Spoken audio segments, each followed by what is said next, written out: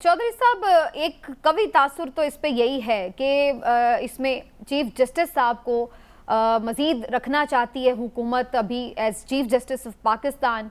और बज़ाहिर जब से चीफ जस्टिस बने हैं चीफ जस्टिस, उस वक्त से कोई उनकी तरफ से सच प्रॉब्लम भी नहीं आई कोई सामने हुकूमत को कि उनके साथ काम करने में कोई दुश्वारी महसूस करे हुकूमत।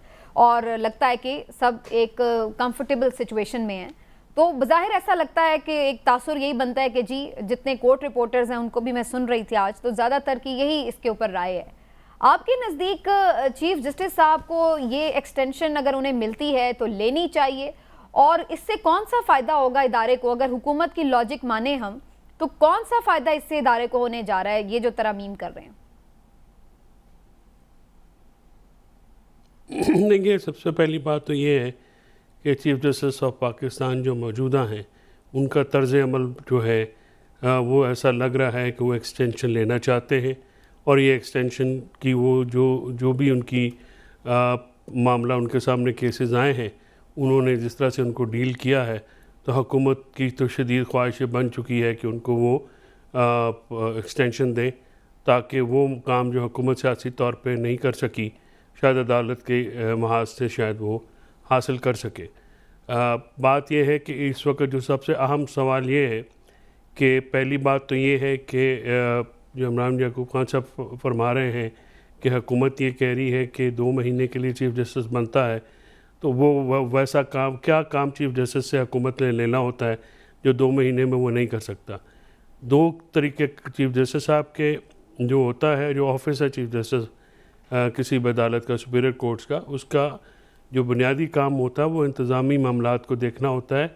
अदालती महाज के ऊपर तमाम जजेस के ऊपर ना चीफ जस्टिस को कोई दस्तरस हासिल होती है अदालती इख्तियारात के सिलसिले में, ना ही जो है वो कोई अदालत में ऐसा काम कर सकते हैं जो बाकी जजेस नहीं कर सकते। और कब्रिस्तान जो हैं वो इनएविटेबल लोगों से भरे पड़े हैं। कभी भी जो शख्सियात हैं वो निज़ाम से ऊपर नहीं होती। इस वक्त इस निज़ाम को बदलने की ज़रूरत क्या है, इसकी कोई सामने तो कोई ऐसी वजह नज़र नहीं आती। जजेस की अपॉइंटमेंट का तरीक़ेकार जो है वो बिल्कुल 18वीं तरमीम में लाया गया था और वो एक बेहतर तरीक़ेकार था, उसमें मज़ीद बेहतरी की गुंजाइश थी। उस वक्त के चीफ जस्टिस ने अपने हवारी जजों के साथ मिल के जो है उसमें तब्दीली लाई और उसमें गवर्नमेंट को मंजूर किया, और फिर गवर्नमेंट ने घुटने टेके। और उस वक्त की गवर्नमेंट भी क्योंकि कॉम्प्रोमाइज़ में यकीन रखती थी, हज़ारी साहब की गवर्नमेंट थी, तो 19वीं तरमीम आई जिससे जो अदलिया में जज लगाने का जो तमाम तर इख्तियारात हैं वो मुर्तकज़ हो गए चीफ जस्टिस साहबान के पास। और चीफ जस्टिस साहबान ने फिर इसका खूब फ़ायदा भी उठाया और अपनी पसंद के जजेस भी लगाए, और सिर्फ ज़ाती ताल्लुकात, साथी पसंद नापसंद की बुनियाद पर अपॉइंटमेंट्स हुई।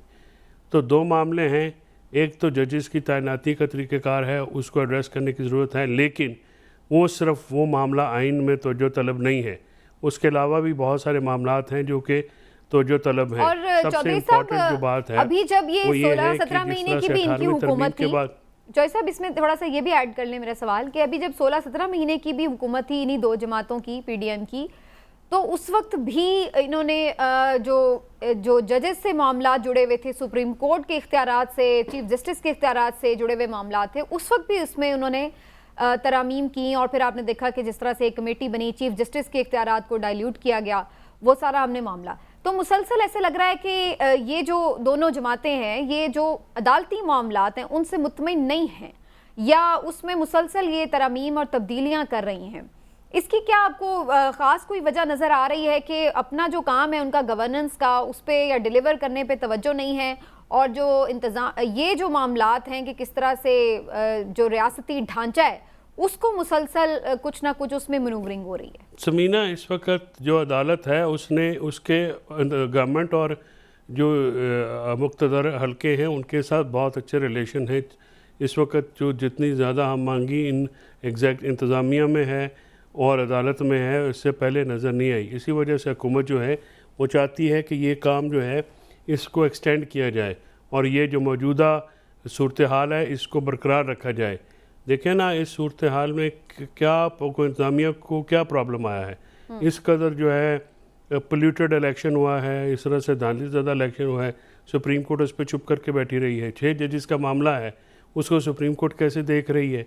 अगर कुछ जजेस जो हैं वो 4-5 बीच में ना हो बेंच में, तो ये मामला तो अब तक जो है वो कालीन के नीचे स्वीप कर दिया गया होता है, जिसे अंग्रेज़ी में कहते हैं कि अब देखें ना, अब आइन में आप अदालती इस्तिलाहात की बात कर रहे हैं, तो ये बताइए कि क्या इस वक्त जो 18वीं तरमीम के बाद वफाक से सूबों को तो इख्तियार चले गए, माली इख्तियारात सूबों से ज़िलों की हद तक तो आते नहीं हैं, वहाँ पे चीफ मिनिस्टर जो हैं वो डिस्क्रेशन है उनकी अरबों रुपए के फंडों पे बैठे होते हैं, जो प्रोविंशियल फाइनेंस कमीशन है, इसकी बात क्या कर रहे वो हैं? इससे ज़्यादा अहम मसला नहीं है? राइट, चौधरी साहब आपकी क्या राय है? दोनों तरफ से ऐसा लग रहा है मुख्तलिफ सियासी जमातें अपनी अपनी पोजीशंस ले रही हैं, तो आपको लगता है कि जमात इस्लामी अपना वजन डाल देगी पीटीआई के पलड़े में?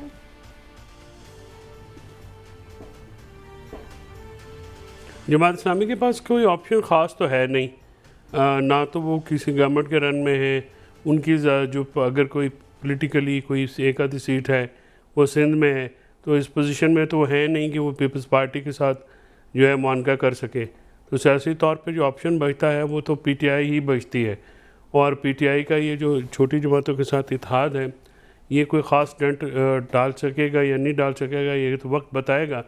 क्योंकि कल भी हमने अपने प्रोग्राम में जब बात पूछी पीटीआई वालों से, तो उनके पास कोई सियासी प्रोग्राम है नहीं, ना ही कोई सियासी। असद कैसर साहब जो हैं, महमूद खान चकजई, वो एक कोशिश कर रहे हैं, और इस कोशिश में वो कितना कामयाब होते हैं। हाँ, अगर जेयूआई और पीटीआई एक साथ आ गए फिर मामला और होगा, फिर हुकूमत को ज़रा पोजीशन उनके ऊपर ये होगा, प्रेशर होगा। अदर दैन दैट मुझे नहीं लगता कि कोई प्रॉब्लम होएगा, क्योंकि पंजाब में जो है वो पीटीआई को बिल्कुल भी पॉलिटिकली हिलने नहीं दिया जा रहा, और उनकी जो अपनी सियासी क़यादत भी है वो इमेच्योर है बड़ी, और वो समझ नहीं रहे कि इस वक्त वो ख़ुद को आई फेल टू अंडरस्टैंड वो कहाँ पे प्लेस कहाँ पे कर रहे हैं। जो लोग उनको उनकी हेल्प कर सकते हैं वो उनकी हेल्प लेते नहीं हैं, और जिस तरह JUIF जो है वो बहुत इम्पॉर्टेंट मामला है, लेकिन आपने देखा कि CM KP ने उन पर ज़ाती हमला कर दिया। अब वो क्योंकि एक ऐसा फैक्शन है जहाँ पे पहले भी बहुत नाराज़गी थी, तो और इस मामले को लेके ऊपर सोने पे सुहागा ये हुआ है कि पीपल्स पार्टी के जो गवर्नर है नामजद, वो भी DI खान से है। तो ये DI खान के इर्द गिर्द DI खान की पॉलिटिक्स बड़ी इंपॉर्टेंट हो गई KP की, और वो भी शदीद सही, वो शदीद ख़िलाफ़ हैं एक दूसरे के। तो पीपल्स पार्टी की जहाँ तक बात है, मैं मालिक कल भी मैंने आपको ये कहा था कि पीपल्स पार्टी मेरे इत्तला के मुताबिक नहीं आ रही, आज मालिक साहब ने उसकी तस्दीक भी की है। तो इस वक्त तक पीपल्स पार्टी का हुकूमत में आने का कोई इरादा नहीं है, अंटिल अनलेस के कोई मेजर ब्रेक थ्रू जो कि अभी तक नहीं है। जो गवर्नर सिंध भी उन्होंने मांगा था वो भी उनको नहीं मिला है, और पीपल्स पार्टी इस डूबती किश्ती को जब तक ये स्मूथ सेलिंग में नहीं आती कभी भी ज्वाइन नहीं करेगी।